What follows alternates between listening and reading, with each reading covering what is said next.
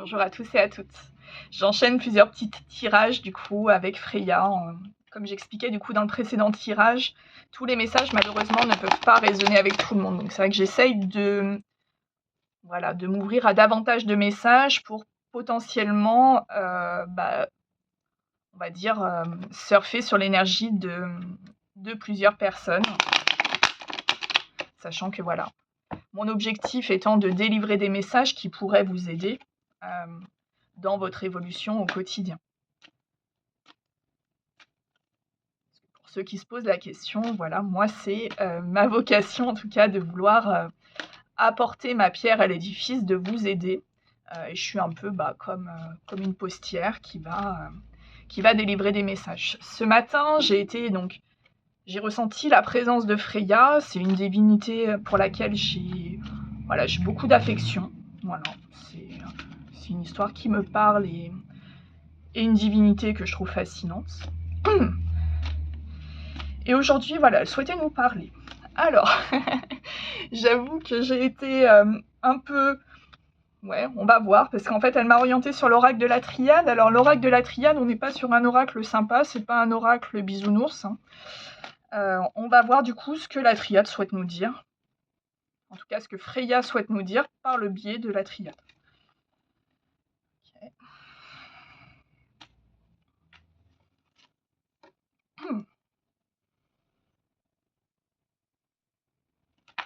Hop là. J'aime pas bien quand il y en a deux qui tombent d'un coup, mais on va les garder. Ok.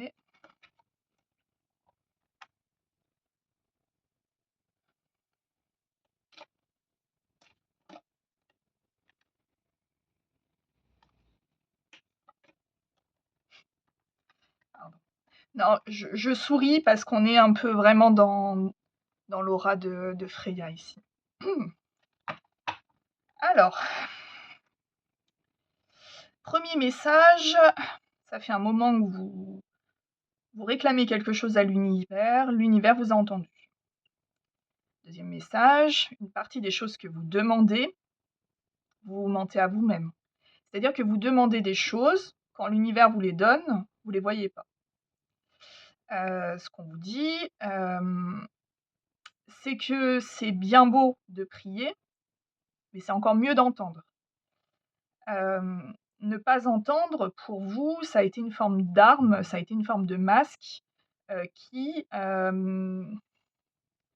En fait, concrètement, vous êtes un être hautement spirituel, mais vous n'écoutez pas du tout ce qu'on vous dit. Et on vous le dit. Et on vous le dit sous plein de formes. C'est-à-dire qu'il y a des choses parfois très douloureuses qui vous tombent sur le coin du nez, mais vous ne comprenez pas en fait que c'est pour vous dire, en fait, sors de là. Tu poses des questions, bouge, agis. Donne-toi les moyens de concrétiser ce que tu demandes. Et ça fait un bail que tu demandes ça. Donc, à un moment donné, si tu veux recevoir ce que tu demandes, pose des actions pour recevoir. Et ce qu'on te dit aussi, c'est que demander c'est bien, mais en fait, pour pouvoir recevoir, il va falloir aussi que tu acceptes de te recentrer sur toi. Donc, c'est-à-dire que ici, on te parle de méditation, ça peut revêtir plein de formes. Mais en fait, ce qu'on te dit, c'est de t'ancrer dans la matière. Arrêter d'écouter ce qu'un tel ou une telle va te dire, parce que en fait, tu es le seul maître de ton futur. Et en fait, là, clairement, ce qu'on te dit, arrête de te prendre la tête, avance. De toute façon, tu es protégé. Alors, protégé, ça veut dire quoi? Ça veut dire que du moment que tu seras en alignement avec toi-même, c'est-à-dire que du moment que tu accepteras de tomber ce masque, du moment que tu commenceras à lâcher les armes aussi, parce que non, tout le monde ne veut pas te nuire. Ça, c'est une illusion.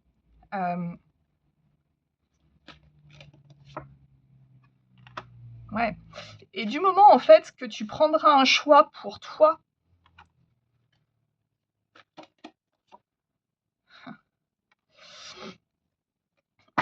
et que tu arrêteras de culpabiliser du coup de prendre un choix pour toi, en bref, concrètement, tu demandes des choses depuis un sacré bout de temps. Peut-être qu'une situation évolue, que tu sois, je sais pas... Enfin bon, peu importe, ça peut prendre énormément de formes. Ici, on arrive à un moment charnière de ta vie. C'est-à-dire que ici, Freya, elle met le point sur la table avec la triade. Elle dit, bon, alors voilà, on t'entend. Voilà, c'est bien beau de demander, on t'écoute, on te propose des choix qui te permettront d'accéder à ce que tu demandes. Mais toi, en fait, tu préfères tourner en rond. Tu préfères te voiler la face, en fait, plutôt que de prendre une décision. Donc, ce qu'on te dit ici, c'est que si tu demandes des choses et que tu les veux vraiment, il va falloir que tu prennes ton choix, que tu prennes un choix. Et un choix avec ton âme. C'est-à-dire pas axé sur le mensonge ni sur la culpabilité, vraiment sur ce que tu es à l'intérieur de toi. Et ce qu'on te dit ici, c'est que si tu as vraiment envie de ça, mais que tu ne sais pas comment prendre la décision, et ben l'univers va s'en mêler. Et alors quand l'univers s'en mêle, en général, c'est pas quelque chose d'agréable. Alors pardon, je vais mettre sur pause, j'ai un... Voilà, me revoilà, pardon pour, pour la micro-pause. Alors du coup, je sais plus trop où j'en étais, mais je crois que j'en étais du coup au côté quand le divin va s'en mêler, en tout cas pour vous forcer à prendre une décision, ça sera pas forcément agréable. En général, les foudres divines sont assez... comment dire? En fait, concrètement, quand vous faites une prière à l'univers, que cette prière vient de votre âme, de votre cœur, de quelque chose qui est profondément aligné avec qui vous êtes, et que l'univers décide d'écouter, hop là, je casse tout, c'est bien. Du coup, votre âme, quelque part, va émettre un choix dans l'énergétique. Du moment que ce choix a été acté, c'est-à-dire que votre âme s'est dit, ça y est, c'est bon, j'en ai ras-le-bol, j'avance. Ça a été acté. Ça veut dire que du coup, dans la matière, on va vous mettre des challenges qui vont vous pousser du coup à prendre une décision dans la matière. Ici, ce que Freya veut vous faire comprendre, c'est que les décisions que vous prenez, en fait, vous tournez en rond. Parce que vous culpabilisez, parce que vous vous dites mais j'y arriverai pas, parce que en fait votre mental prend le dessus.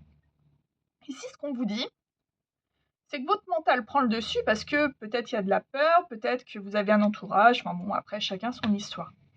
Mais du coup, l'univers va vous dire, bon ok, tu continues à me demander le truc, et ben maintenant, tu vas plus avoir le choix. C'est-à-dire que, enfin, tu vas avoir le choix, on a toujours le libre arbitre, c'est pas la question. Mais c'est que on va te mettre au pied du mur, et puis ça peut se revêtir de plein de façons. Ça peut être, par exemple, tu réclames un nouveau travail qui t'épanouisse, je sais pas, dans la créativité ou quoi que ce soit, et tu restes dans ton boulot de banque. Et tu te dis, bon bah voilà, moi je bosse dans la banque, je gagne des sous, je peux être créatif à côté, mais en définitive, t'as pas de temps pour créer à côté, et du coup, bah tu laisses de côté cet espoir que tu avais de vivre de ta passion, mettons. Et ben l'univers, ça peut prendre du coup cette forme-là, l'univers va dire, bah écoute, tu vas être licencié. Si tu n'as plus de boulot du coup qui te prend ton temps, bah, tu vas pouvoir peut-être écouter davantage ce qui te fait vibrer à l'intérieur pour pouvoir prendre une décision qui soit alignée avec ce que tu souhaites. Ça peut, voilà, c'est un peu le concept des foudres divines. C'est inconfortable, c'est parfois douloureux, mais c'est pour votre évolution. Votre âme a pour objectif, dans cette incarnation, d'évoluer. Donc, elle a acté que voilà, cette situation, il y en avait ras-le-bol, et que du coup, il était temps d'avancer. Voilà. Donc là, j'ai l'impression que Freya veut que tu prennes... Alors pourquoi je tutoie? Ça tient peut-être qu'une seule personne, c'est possible. En tout cas, le message, il est clair, c'est ouvre les yeux, arrête de te mentir à toi-même et sois prêt ou prête pour prendre une décision. Oula, pourquoi je... Ouais, bon, ok. C'est le moment. Ah bah ça va pas être facile, forcément. Ah, et puis du coup, va falloir aussi s'ouvrir à sa spiritualité. Et ça, forcément, c'est pas quelque chose de facile. Mais en même temps, si tu es là à écouter un tirage, forcément, la spiritualité, ça te pose des questions. Tu as peut-être toujours senti avoir, je sais pas. Enfin, c'est quelque chose qu'on ressent depuis qu'on est enfant en général. C'est vrai que moi, par exemple, ça fait partie peut-être de mes plus gros traumas d'enfance, c'est que du coup, j'ai une connexion avec les défunts. Et forcément, enfant, tu sais pas ce que tu vois, tu sais pas ce que tu entends. Enfin voilà, c'est extrêmement compliqué. Euh, et, euh, et c'est surtout, voilà, c'est des sensations. Et c'est quelque chose qu'on n'arrivera pas à démontrer dans la matière. Donc ça veut dire que du coup, il y a aussi une notion de foi ici.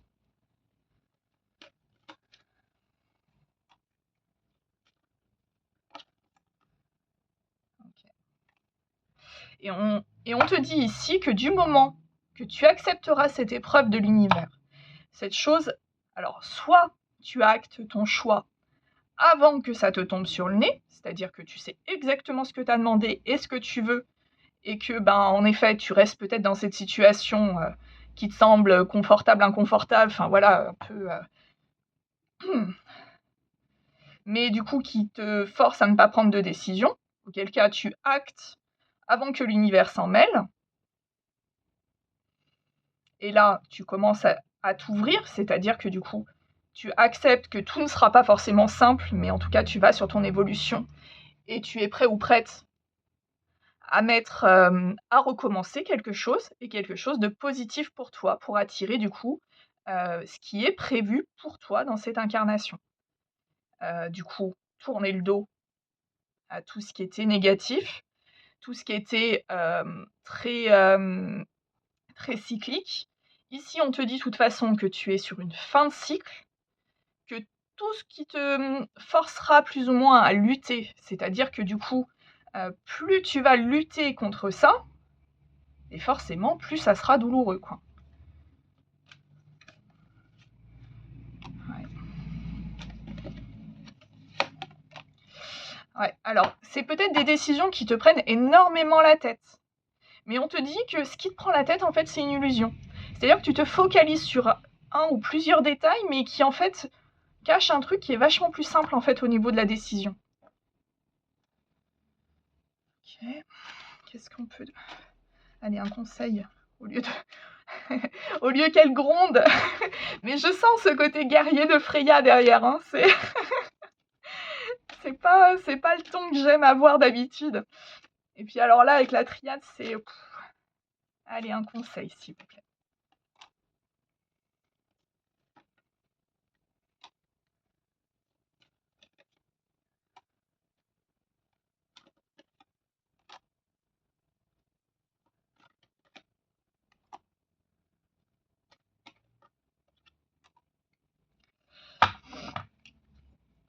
Alors, il y a plusieurs lectures ici. Ici, on t'a peut-être mis sur ton chemin une connexion d'âme. C'est-à-dire, à partir de la rencontre de cette personne, alors c'est peut-être une personne que tu te côtoies au quotidien, c'est peut-être une personne que tu vois ponctuellement, que tu as vue qu'une seule fois, mais avec qui en tout cas, tu as senti de suite qu'il y avait un truc fort, en tout cas, vos âmes se sont reconnues.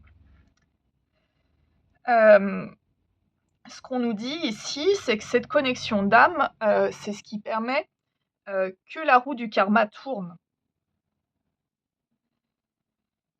Cette connexion d'âme, en général, quand on est sur des libérations assez fortes, nous entraîne parfois, de manière plus ou moins longue, ou en tout cas, on est sur une reconnexion à soi ici.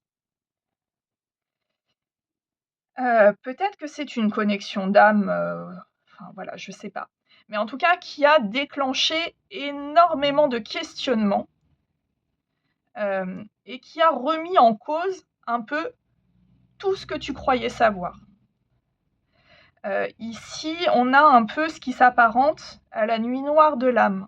En spiritualité, la nuit noire de l'âme, c'est quand on tombe le plus bas.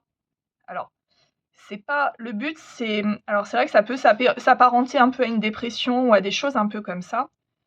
C'est là où en fait l'âme, hem, va, aller aux plus profondes blessures.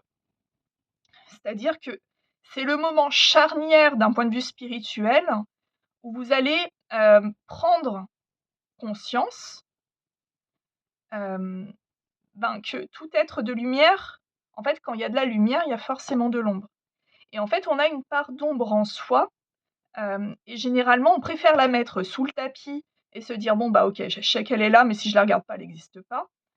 Mais en fait, c'est cette période charnière où justement, on va accepter d'y faire face et c'est une période qui est très souffrante parce qu'en fait, du coup, on se rend compte que certaines souffrances qu'on a vécues, en fait, à tout moment, on avait le choix d'en sortir et cette période-là, hem, en fait, est nécessaire pour vous orienter vers votre amour inconditionnel. L'amour inconditionnel, c'est l'amour que vous vous portez à vous-même. C'est-à-dire que, au lieu de chercher à travers le regard des autres, d'avoir de la reconnaissance, de l'amour et tout ça, en fait, vous comprenez, bah, que c'est ce petit point blanc au milieu de toute cette noirceur qui fait que, bah, en fait, vos blessures, c'est vous aussi. Et en fait, c'est la reconnexion avec votre enfant, avec l'enfant que vous étiez, qui est resté à l'intérieur de vous et qui, du coup, a besoin d'un adulte responsable, peut-être qu'il n'a pas eu, ou en tout cas qui a eu des relations un peu particulières. En bref, accepter, embrasser votre part d'ombre. Alors le but, c'est pas de partir en mode psychopathe, hein, ça n'a rien à voir avec ça. C'est le côté de se dire: «Bon, bah, OK, j'ai été blessé enfant, j'ai ressenti ça, c'était pas normal. Avec mes mots d'enfant, j'ai compris ça, mais aujourd'hui, avec le regard d'adulte, on comprend, ben, par exemple, que le parent, il a agi, je sais pas, sous la tristesse et du coup, il y a eu une forme de culpabilité de ta part. Du coup, tu aurais aimé peut-être être aimé davantage par le parent, mais en fait, ce parent, à ce moment-là, ne pouvait pas. D'un point de vue structurel, c'était impossible. Cette personne a fait de son mieux à ce moment-là. Et c'est en fait un peu cette pacification qu'il faut, en tout cas qu'on t'encourage à porter au regard. Oh là, j'ai l'impression de parler en énigme, je suis désolée, hein. Les canalisations, c'est pas toujours, ouais, on te dit que tu as énormément d'intuition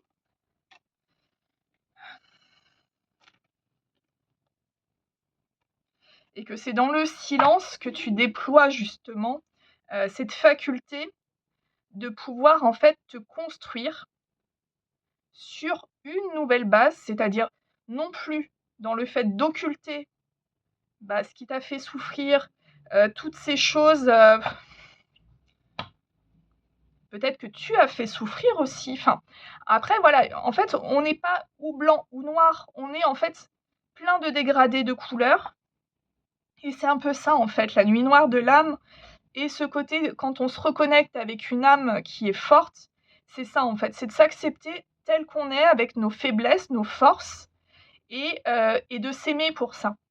Et en fait, ici, clairement, on te dit que c'est pas dans l'action, c'est quand tu es dans le silence, quand tu t'entends toi-même, quand tu te reconnectes du coup avec ton intuition, que tu sauras mettre les bons mots.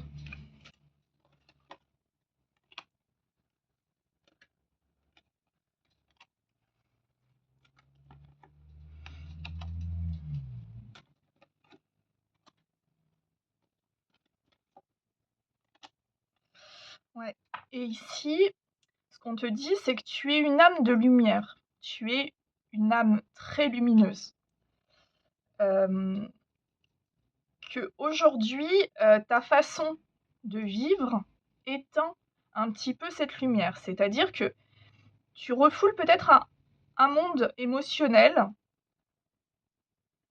Alors c'est peut-être quelque chose qui te fait culpabiliser, c'est possible, mais je ressens surtout le côté, alors pourquoi je ressens ça? Je sais pas. mais bon, si je le ressens, c'est qu'il faut que je le communique. Donc ce qu'on te dit, c'est: accepte d'être imparfait ou imparfaite. On te demande pas, d'être infaillible. On te demande pas de tout gérer. Accepter ton monde émotionnel, c'est aussi le côté de te dire: «Bah, là, je peux craquer, en fait». Mais craquer, ça veut dire quoi? Ça veut dire, ben, que ce que tu gardes à l'intérieur, ce que tu brimes, ce que tu muselles, je dirais, ben, en fait, ça, plus tu vas le contenir, plus ça va faire un peu comme, je sais pas, comme si tu posais un barrage en plein milieu de l'océan. À un moment donné, ça va péter, quoi. Et c'est normal, parce qu'en fait, l'énergie circule. Donc si tu bloques une énergie, alors peut-être que ça fait peur, hein. Bon après, c'est sûr que d'être face à ses propres émotions, face à son passé, face à plein de choses comme ça, c'est pas de tout repos. Mais chaque larme versée, et c'est ça qu'il faut que tu te dises, chaque larme versée est une libération. Et là, on te dit que ton âme, elle veut briller. Elle veut pas être dans l'ombre.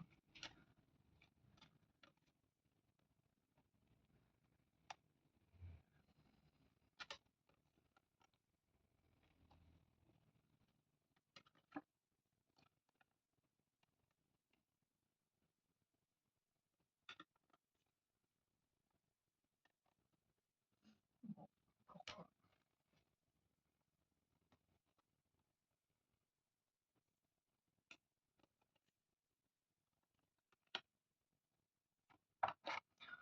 Bon, je sais pas. Alors là, je transmets le message tel qu'il vient, après vous ferez, votre popote.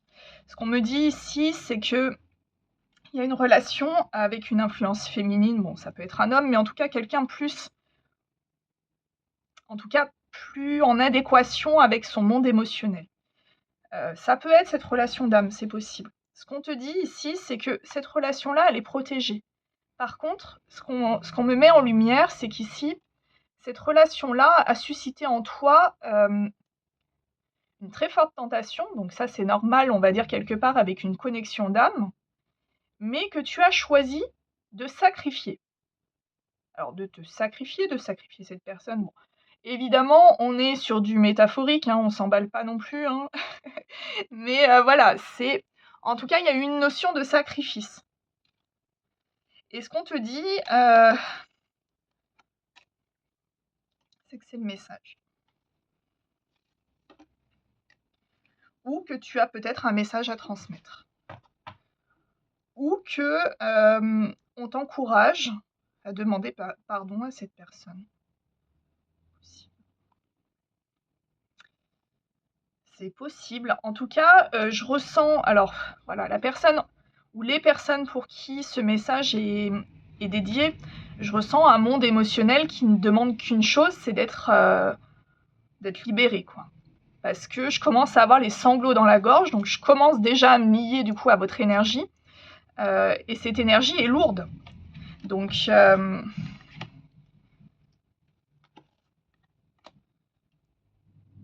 ok. Bon, ça peut être sentimental, mais pas forcément, hein. Après, c'est vous qui verrez. Mais voilà, en tout cas, c'est nécessaire ici que vous vous exprimiez. Et au risque de ne pas être parfait ou parfaite. Et ça, je pense que c'est quelque chose de très dur à comprendre et à assimiler pour vous.